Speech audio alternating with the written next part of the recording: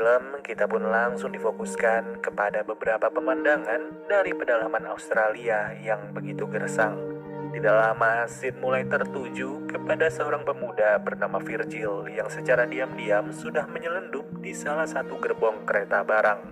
Tanpa persediaan yang memadai, Virgil hanya berjalan seorang diri dan sengaja mampir ke salah satu daerah sederhana yang dihuni oleh 3 orang penduduk.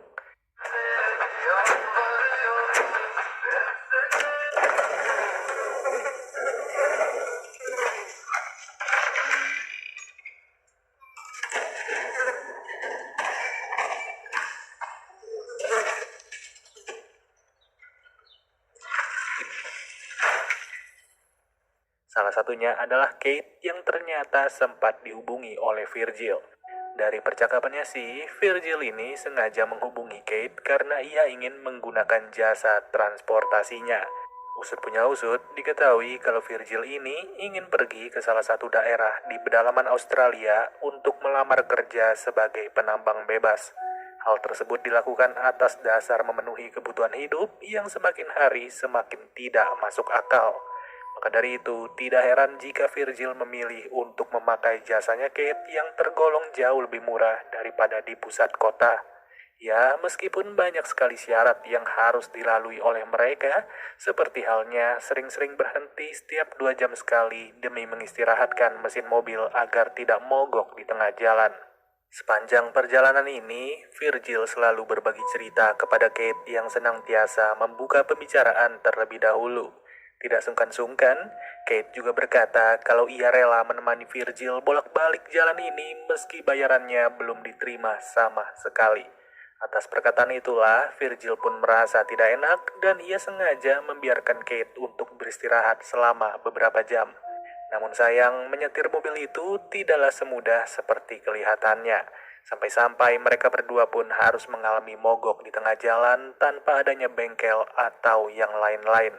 Untungnya, kendala tersebut bisa diatasi dengan mudah oleh Kate yang sudah hafal betul masalah dari mobil itu. Sembari menunggu, Virgil yang lagi kencing malah tidak sengaja melihat sebuah bongkahan batu besar dan terlihat berbeda daripada yang lainnya. Setelah diamati lebih lanjut, ternyata batu itu bukanlah bongkahan batu biasa, melainkan sebuah bongkahan emas yang terkubur secara cuma-cuma. Sudah jelas, penemuan tersebut langsung membuat Virgil beserta Kate sangat-sangat bersemangat.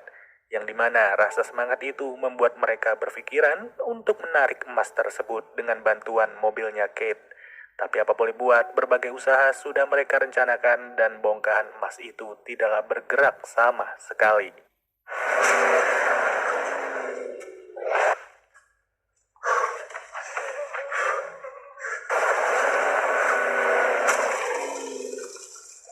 Okay.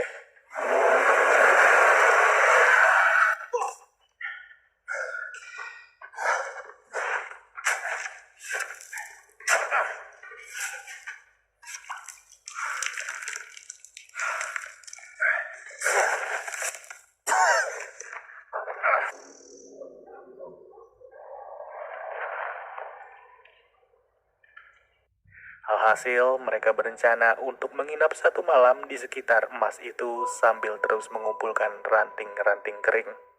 Di malam pertama ini, mereka berdua masih santai-santai aja menjaga wilayah tersebut dari penglihatan orang lain. Bahkan saking santainya, Kate masih bisa membayangkan betapa kayanya mereka jika emas itu berhasil dibawa pulang. Dari bayangan tersebutlah, Kate langsung membuat rencana baru yang kali ini ia akan pergi ke pusat kota untuk mengambil ekskavator.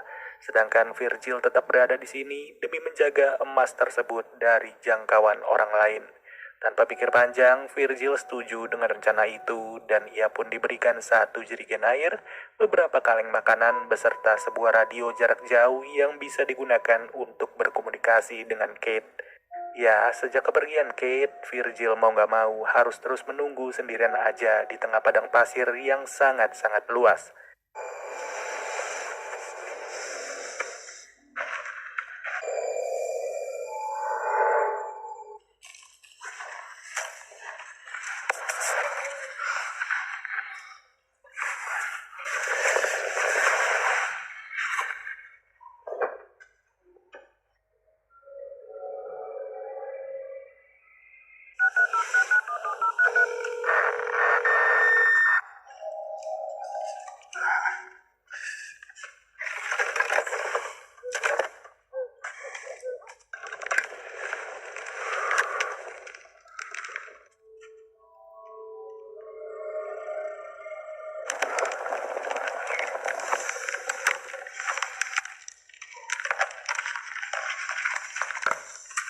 Memang sih, sampai sejauh ini belum ada gangguan yang berarti bagi Virgil seorang.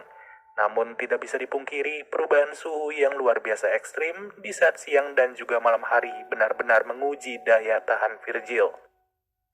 Atasnya sisa makanan beserta air yang ia punya, Virgil terpaksa harus mencari bantuan lain yang sekiranya bisa ia temukan.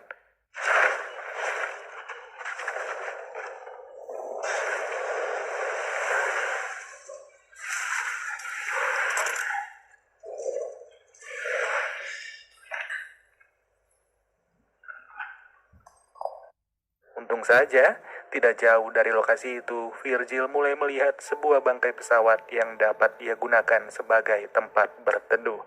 Merasa mampu memanfaatkan bangkai pesawat tersebut, Virgil pun langsung bergegas untuk membawa beberapa potongan dari pesawat itu.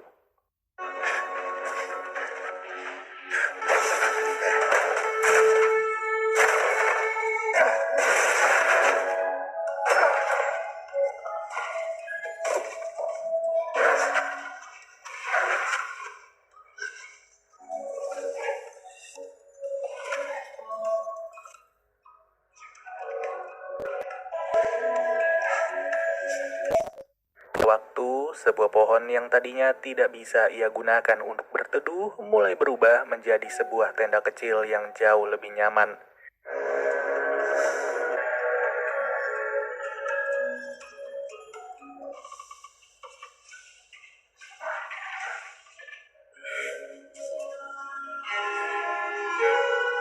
Di saat malam akan tiba, Virgil yang sangat tergiur dengan bongkahan emas itu pun sengaja untuk memotong emas tersebut sebesar bola kaki. Dari sini, Virgil yang udah gak bisa tahan lagi mulai merasa kalau ia bisa hidup layak dengan emas yang ia pegang.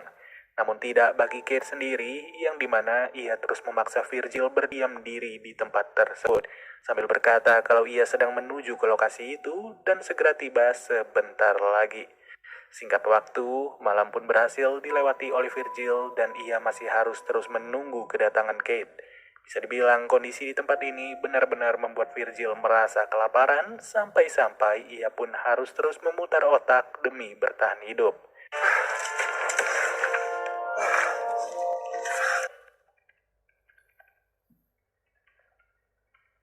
Terlebih lagi, di tengah-tengah penantiannya, keberadaan Virgil malah disadari oleh seorang wanita yang tidak diketahui identitasnya.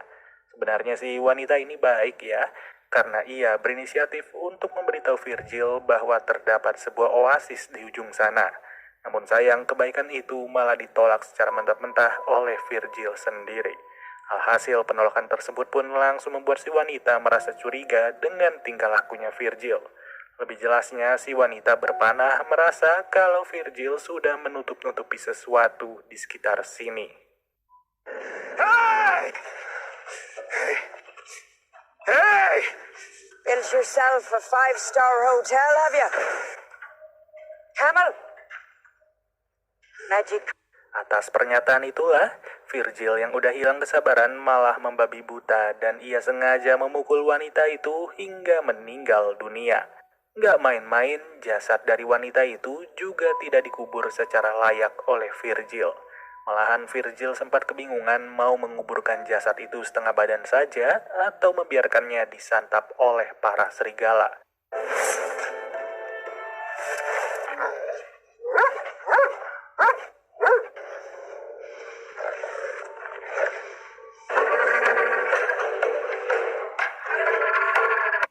Ternyata Virgil memilih untuk membakar jasad si wanita agar jejaknya tidak disadari oleh siapa-siapa. Semakin waktu berlalu, semakin cepat pula terjangan angin yang ada di wilayah itu. Sampai-sampai Virgil terpaksa harus menghadapi badai pasir yang begitu luar biasa.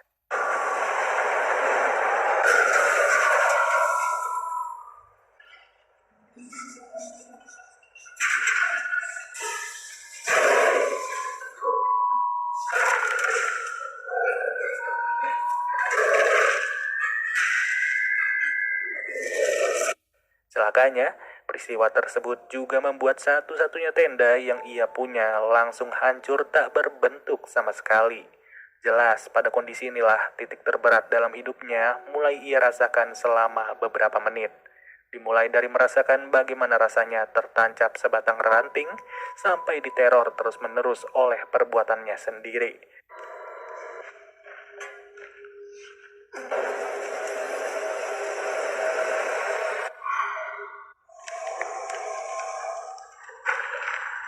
Tidak lama, Virgil mulai dihampiri oleh seorang wanita yang sangat-sangat mirip dengan wanita sebelumnya. Wanita itu mengaku kalau ia sudah kehilangan jejak dari adiknya yang memutuskan untuk berjalan terlebih dahulu. Merasa tidak peduli dengan masalah tersebut, Virgil pun kembali harus menghadapi gelapnya malam yang sebentar lagi akan dimulai. Terlebih, para serigala juga sudah bersiap-siap untuk menyerang Virgil yang terlihat tidak berdaya sama sekali.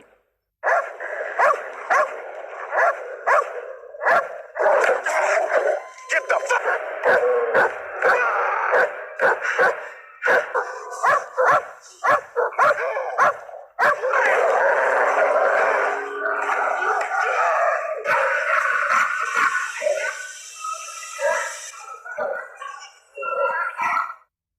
Yang bikin gak habis pikir, ternyata Kate tidaklah benar-benar berada di dalam perjalanan, melainkan ia sudah memantau aktivitasnya Virgil sejak malam pertama. Ya, bisa dibilang Kate hanya butuh waktu beberapa hari saja untuk mengambil ekskavatornya. Sedangkan hari-hari sisanya sengaja ia gunakan untuk memperhatikan Virgil yang terus menuruti perkataannya, termasuk memperhatikan detik-detik kematian dari Virgil yang secara tragis harus disantap hidup-hidup oleh para serigala. Luar biasa bukan? Sifat serakah yang dimiliki oleh kedua orang ini benar-benar mencerminkan sifat manusia yang sesungguhnya.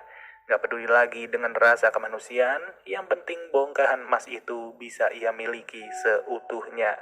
Walaupun pada akhirnya Kate sendiri juga tidak bisa membawa pulang emas tersebut karena dirinya harus tewas setelah dipanah oleh seseorang. Yang sudah jelas orang itu adalah kakak dari si wanita berpanah dan film pun berakhir. Kalau boleh jujur, film ini berhasil bikin gue penasaran dengan apa yang akan terjadi kepada Virgil maupun Kate, yang dimana nasib mereka berdua ternyata harus dipelintir oleh plot twist, dan plot twistnya sendiri bisa dibilang cukup unik. Oke deh guys, mungkin segini aja pembahasan alur cerita dari film Gold 2022. I feel nauseous, believe me.